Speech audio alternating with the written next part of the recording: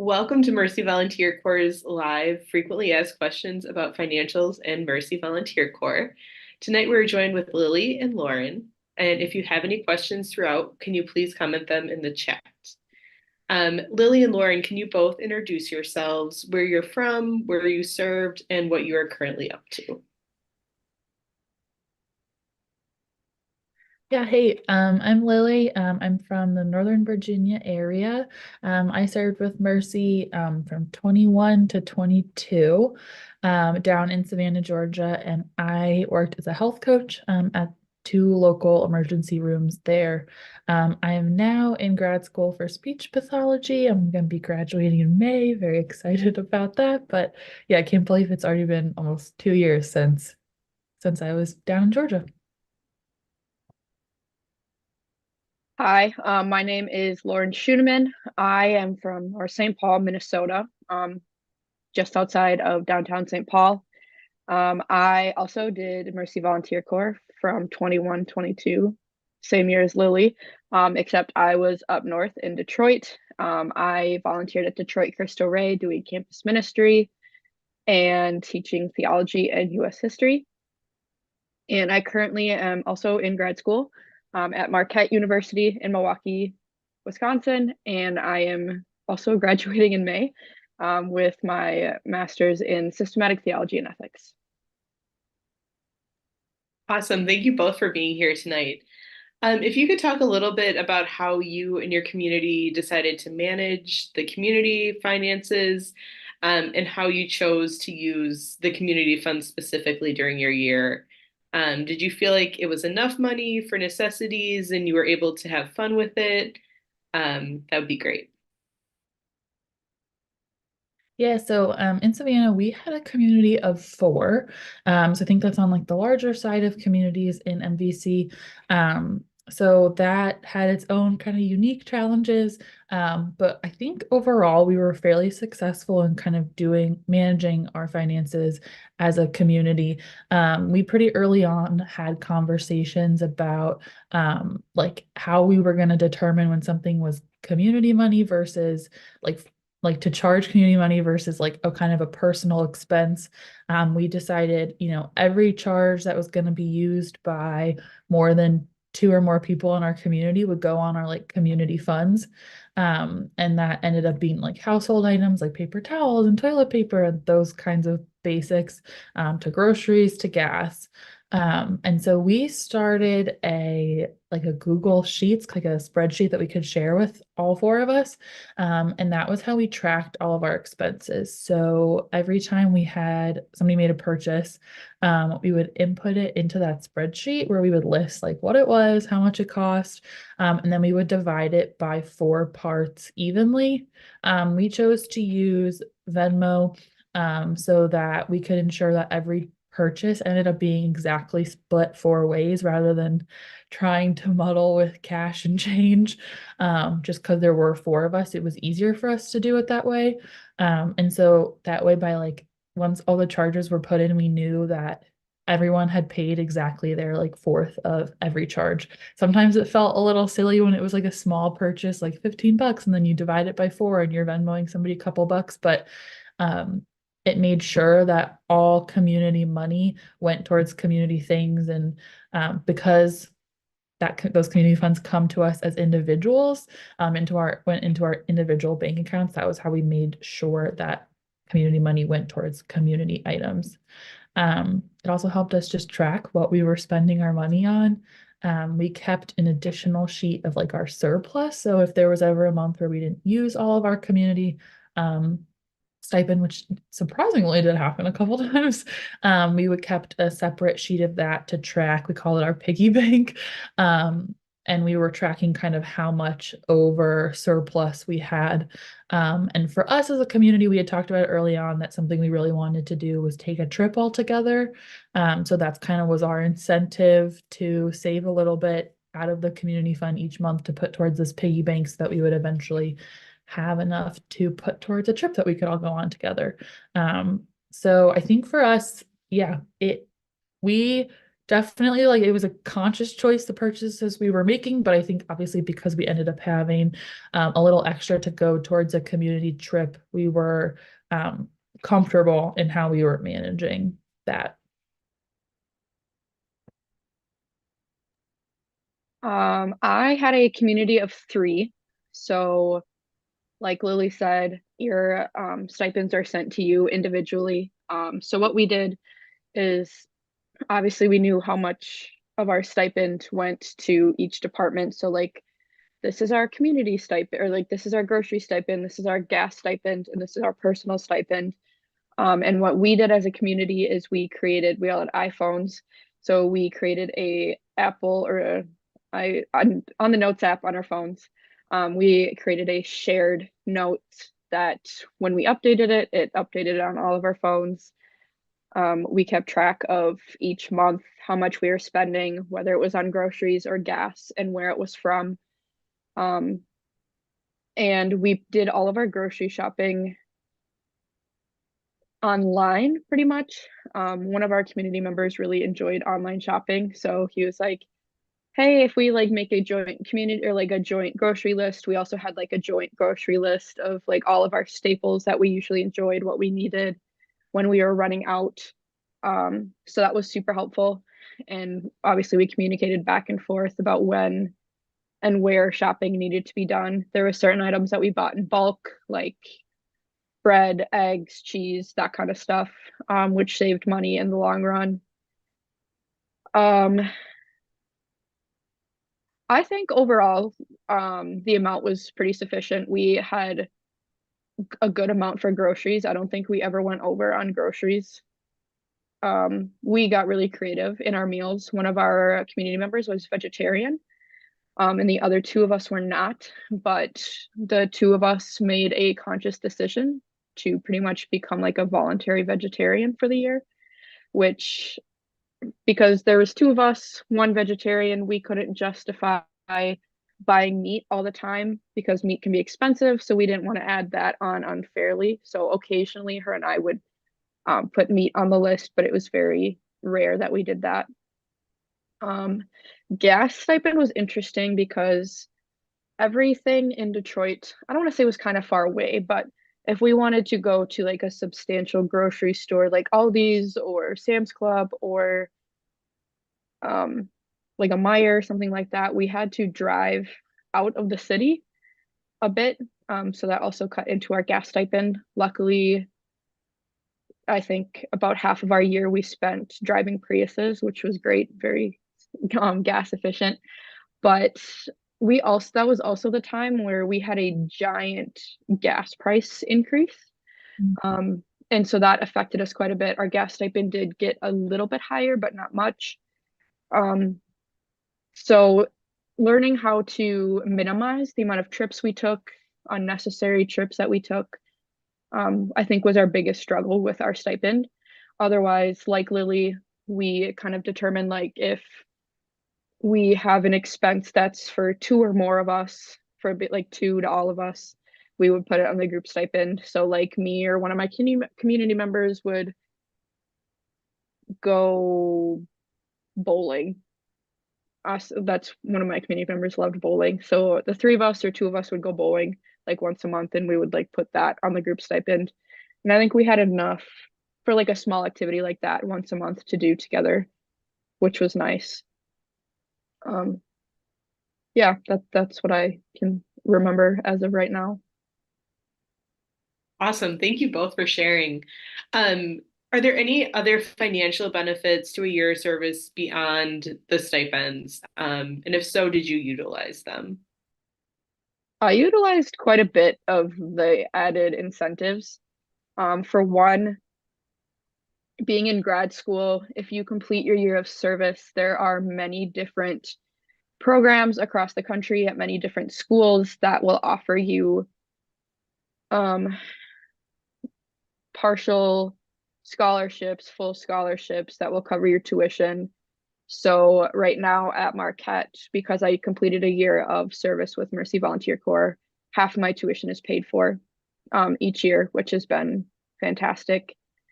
Um, And then for my student loans from undergrad, because I went straight from undergrad into my year of service, and I had primarily federal loans, but I also had one private loan. So I was able to get well, the federal loans were still in the COVID period of forbearance, but I double kind of doubled down on that. I also sent in a form for deferment just in case that were to be lifted. So I explained, sent in, it's pretty much a simple form, just explaining what you're doing. This is where I'm going. This is the people that I'm volunteering with. And I think it was just, I needed a letter from Andrea saying, like, this is confirmed. This person is doing this and this. Like, please accept their letter. And my federal loans were deferred, like, on top of the COVID deferment. But my private loans, I wasn't able to get a full deferment, but I was able to get a kind of like a payment plan. So it was based on my income. So I had to pay a certain amount of my private loan per month, which my income obviously was not huge whatsoever because I was on my volunteer stipend, but they went off of my income and decided like that's what you are going to pay each month. And even with my stipend, I was able to work that through. I mean, it obviously wasn't fun because it took away some of my personal stipend, but it was manageable. I did not use any loan deferment for my year of service. I think though in general, it's just like really not that you can't get experience budgeting without doing a year of service, but it definitely really kind of corners you into taking a hard look at your like daily expenses. And in a like age in a society where we're all very consumerist, it's like just felt really valuable to have such an intentional kind of reflection on how I was spending the money that was coming to me, not only for myself, but also like in conjunction with my community members because they were doing that too. And so we were able to have these conversations. We had a lot of conversations about like wants versus needs. And I know that phrase gets thrown around a lot, but like some things we realized we don't all have the same wants and needs. Some of us have needs that are wants for others. And but it just kind of it I still use like a like a version of our spreadsheet to this day.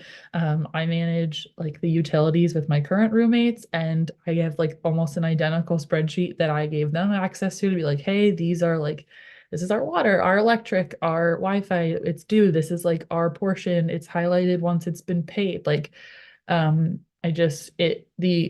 process of really intentional budgeting in that way with other people in a kind of collaborative way, um, definitely was, I think, financially beneficial, will be continue to be financially beneficial for me in the long run. Awesome, thank you. Um, So, was there anything challenging during your year of service? So you both talked a little bit about the personal and the community stipend. And for folks in the audience, MVC also covers your housing, which they discussed the transportation we talked about a little bit, whether that's the gas for the car or a bus pass or a metro pass. And then there's also health insurance through the program or reimbursement to your parents or however you have health insurance. So if there's anything else, Lily kind of talked about some of the things she learned, anything else you learned from the year or anything that was challenging about finances? I think one of the most difficult things is coming into a program with um, people from different spaces.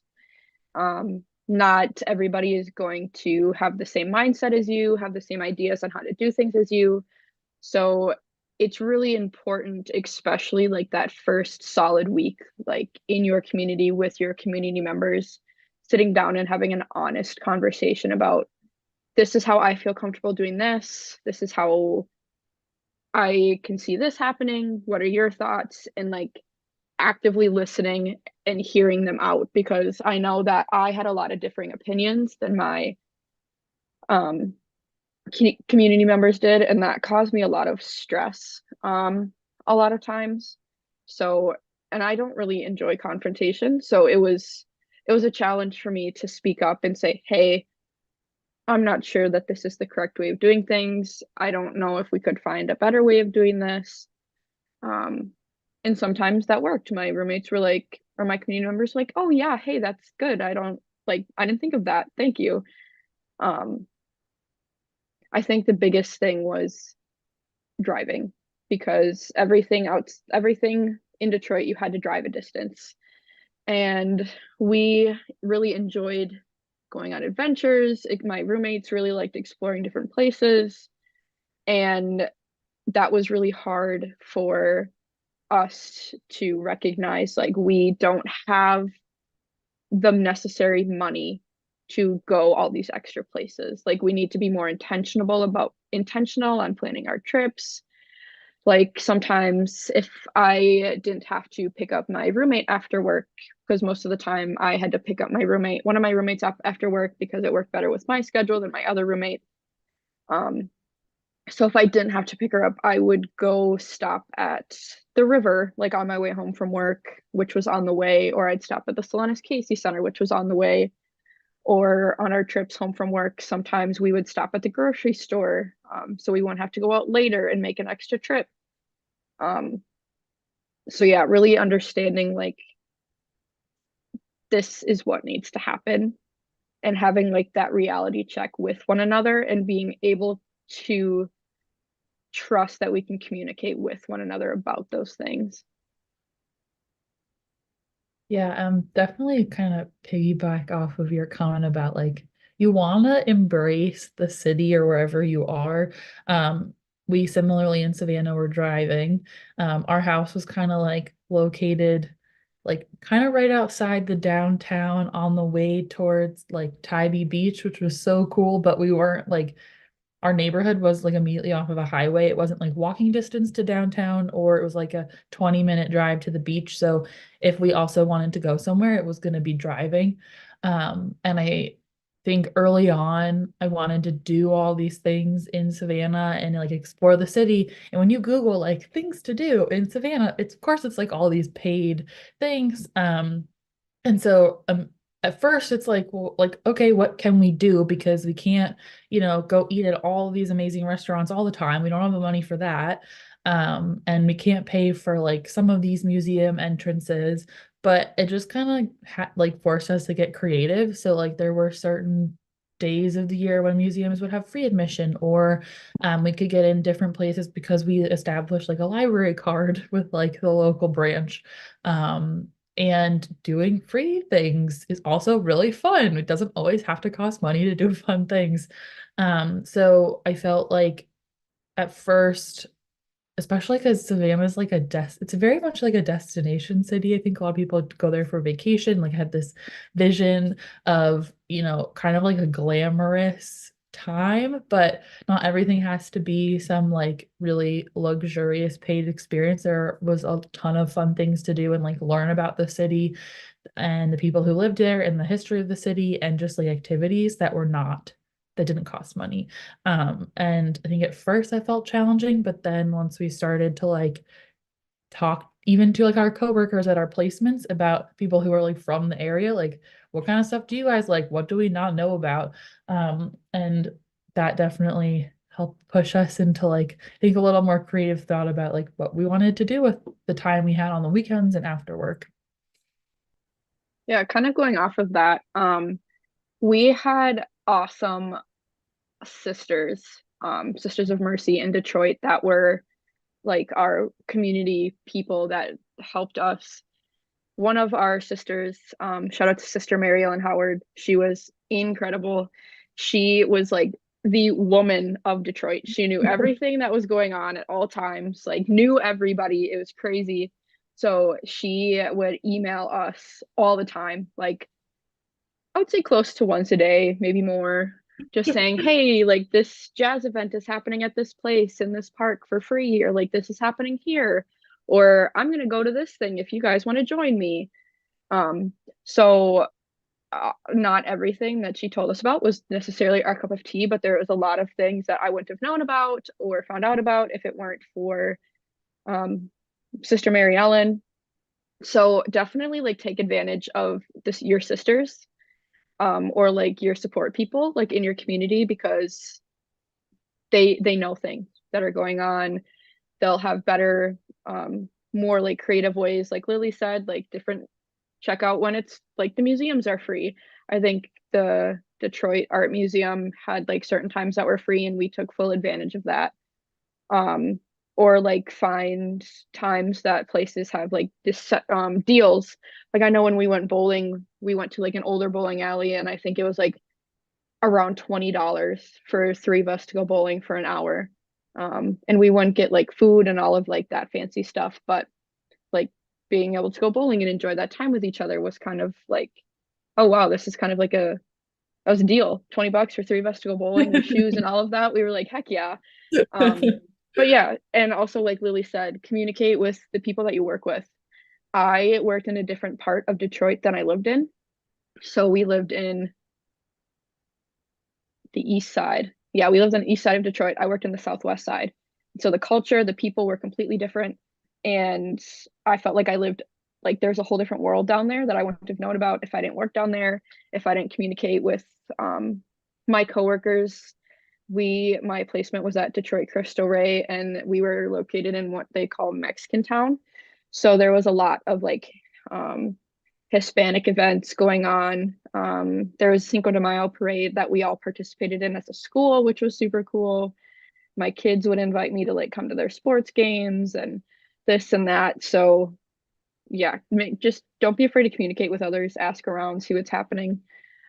Otherwise, I don't know if you're good at researching stuff, that's wonderful, but you might not find as many cool things happening or that you could do for free. Also, there's a look into different there's a lot of like discounts that you can get if you like say like hey I'm a volunteer or like hey I'm a student or like I'm doing this and like there's oftentimes like discounts for stuff like that. um Yeah, we had yeah. joined, one of us had joined like a Facebook group that was like like local events in Savannah or something. So we had to like get random postings there. And then we were also lucky the girls that had lived in the house the year before us had left us this like giant whiteboard full of activities that was like separated based on like it was like different like genres of events and then they like listed stuff out so we kind of were like all right well this event this parade isn't until this time of year but that's like on our horizons. So yeah. Yeah, like I went to the Detroit Tigers game, the professional baseball game for free because one of our sisters had like a connection with somebody who was giving away like all of these free tickets and I was like I'll take one. Sign me up. Yeah, yeah. So sometimes it's just like super random stuff that just kind of falls in your lap. Awesome. Thank you both so much for sharing your story and your experience with MVC and finances. We really appreciate it. And thanks to everyone that tuned in tonight. We are currently accepting applications for service beginning in August, and we will continue to accept those applications on a rolling basis until all positions are filled. You can visit our website at mercyvolunteers.org to get started. And if you have any questions or would like to talk with a Mercy volunteer, you can reach out to us at recruitment@mercyvolunteers.org. Yep, and one question just came in. We have a few more minutes. If I volunteered before I even started college, would I still be able to qualify for grad school discounts? Oh, 4 or 5 years after the program. And yes, you would. If you started, um, yes, you could still get grad school discounts later after the program. I haven't utilized it, but I know some of our volunteers have, and it can be a really great option, like Lauren was saying. So thank you all so much for tuning in and asking questions and answering them. So have a good rest of your night.